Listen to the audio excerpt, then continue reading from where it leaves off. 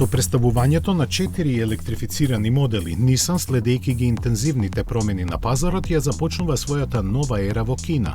Создадени со помош на локалниот партнер Dongfeng, тие треба да ја нагласат насоката во која марката ќе се движи во иднина.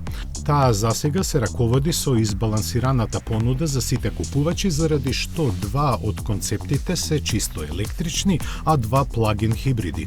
Концептот Epoch е лимузина наменета за урбаните патници кои сакаат да го подобрат својот животен стил со нови технологии. Кросоверот Epic ќе им одговара на авантуристите кои преку викенд се желни за истражувања и располага со систем за автономно возење. Може да функционира и како мобилен извор на струја за напојување на уредите при кампирање. И хибридните модели Evo и Era се од истите сегменти – лимузина и кросовер. За ниту еден од нив не се објавени никакви податоци, освен дека заедно со уште еден нов модел се планирани за производство до 2026 година.